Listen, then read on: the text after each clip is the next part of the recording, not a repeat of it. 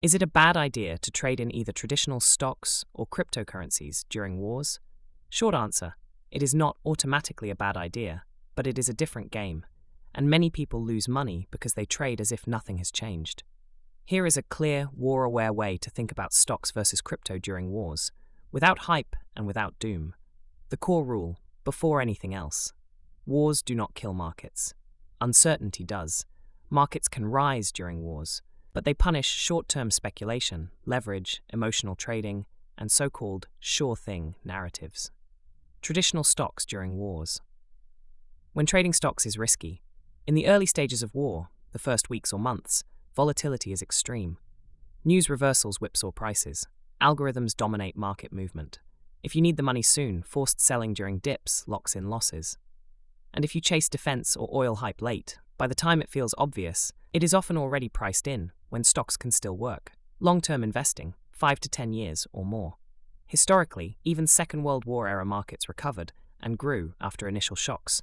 Broad, boring exposure tends to hold up better. Index funds, utilities, healthcare, consumer staples, these survive wars better than so-called story stocks.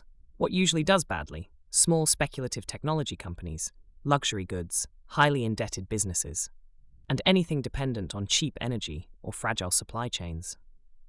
Crypto during wars. Crypto is not a safe haven in the way gold once was.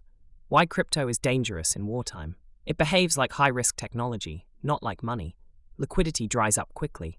Large holders and exchanges dominate price action, and regulatory threats increase during crises.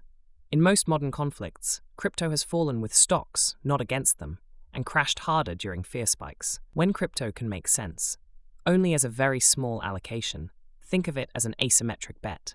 Only if you already understand cycles deeply, and only as a hedge against long-term currency debasement, not short-term war news. Because trading crypto actively during wars is closer to professional gambling than to investing. The biggest trap, thinking war equals opportunity. Many people lose money because they believe war means defense stocks go up. Oil will definitely rise. Crypto will replace collapsing currencies. Professionals were already positioned before the headlines broke.